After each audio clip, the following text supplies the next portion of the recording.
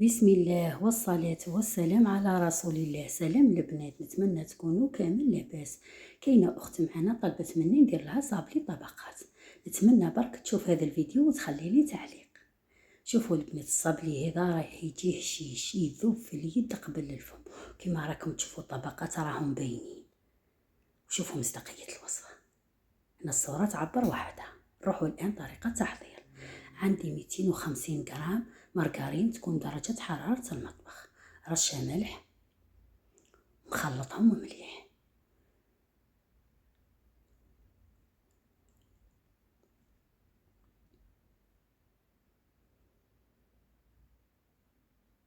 هنا نزيد لهم كيس سكر رطب مغربل،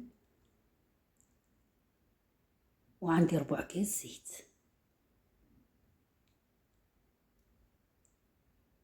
ونزيد نخلط مليح.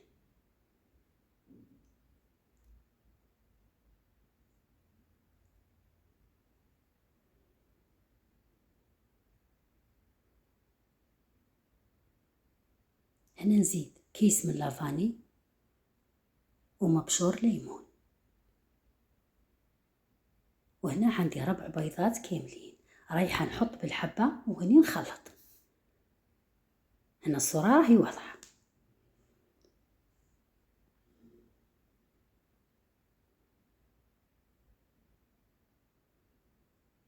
هنا كي نكملهم نبقى نخلط مليح حتى يختفي البيض ونتوقف.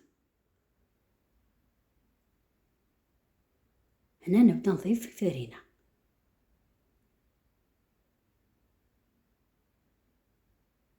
ونزيد معاهم زوج من كيس خميرة الحلويات.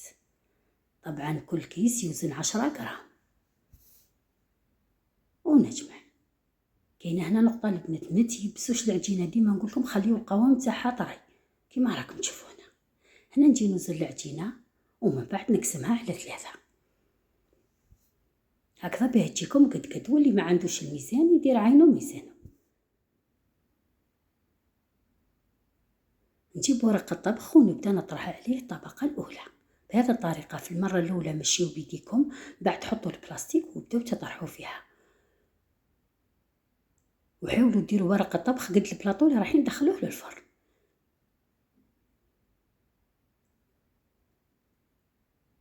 لازم توزعوا العجين على كافة ورق الطبخ. عندي هنا البلاطو اللي يدخل للفرن دهنته بالزيت، ونجي نحط الطبقة الأولى. شوفوا البنات، أنا هنا راني تعمدت نمدها شوية ليه، راح نقول لكم هنا إذا خرجت لكم شوية برك راح تقلبوها بكل سهولة، لخاطر البلاطو راهو مدهون بالزيت. هذا بالنسبة للطبقة الأولى.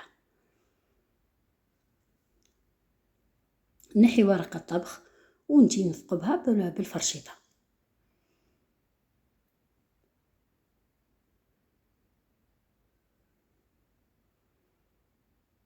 ومن بعد نوزع عليها المربى.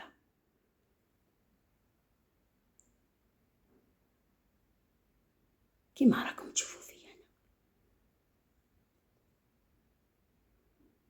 ومن بعد نجي للطبقة الثانية نزيد نطرحها بنفس الطريقة. شوفوا البنات كيفاه راني نحطها بكل سهولة. هنا حاولوا ما تعوجوهاش، لازم ديروها قد باه ما تعبكمش كي تعودوا تحطوها. ونحي ورق الطبخ بكل سهولة كيما راكم تشوفوا هنا، راهي جات قد. نسويها شوي على الأطراف ونزيد نثقبها بنفس الطريقة.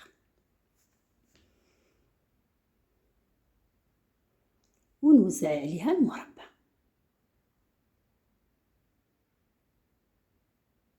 هنا كاينه نقطه البنات، قبل ما نبدا نطرح الطبقه الثالثه نروح نشعل الفرن تاعي يسخن على درجه 160 من فوق ومن تحت. من بعد نجي نطرح الطبقه الثالثه ونزيد نحطها من فوق بكل سهوله كما راكم تشوفوا هنا، ونزيد نثقبها.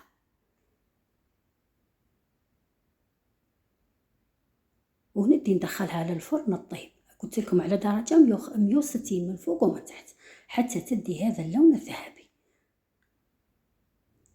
من بعد وهي سخونه نكون ذوبت انايا شوكولاته بالحليب على حمام مائي، كإضافة اختيارية زدت لها 2 مغارف كبار شوكولاتة الطليان. نخلطهم مليح ونحاول نوزعها عليه من فوق.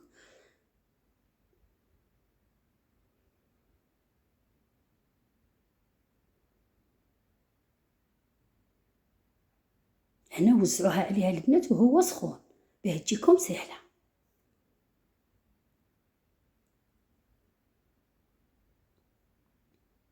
حاولوا تمشيوها بالمغرفة على كل الجوانب، ومن بعد بقاو تحركوا فيه هكذا باه تتعدل كامل كيف كيف. ونزيد نجي ندير خطوط بالشوكولاتة البيضاء. هنا ديما نقولكم التزيين يبقى اختياري، بصح راح تمد الصابلي تاعنا ونضر به، كيما يقول لك العين تاكل قبل الفم. ونزيد نشكل هذا الخطوط. هنا الصورة راهي واضحة. ومن بعد ندخلها للثلاجة ونخليها تبرد مليح. خليوها تبرد مليح باش تقطعوها البنات.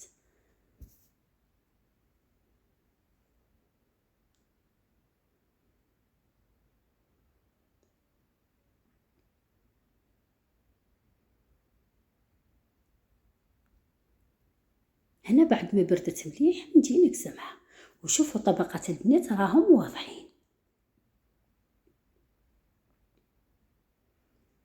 أنا هنا جبت موس ذا تاع الخبز وبديت نقطع فيها، أو الموس المسنن، مش عارفة لا التعبير تاعو راهو صحيح. وحاولوا تقطعوها مقروطات ولا مربعات، ديروا كيما حبيتوا. شوفوا كيف راني نقسم فيها بكل سهولة. يعني الوصفة هذه لا تبعتوا خطوة بخطوة راح تنجحوا فيها من أول مرة. وهاي حلوتنا واجدة، هشيشة بنينة تذوب في الفم، وزيد تقطع لكم كمية لبس بها. سلام.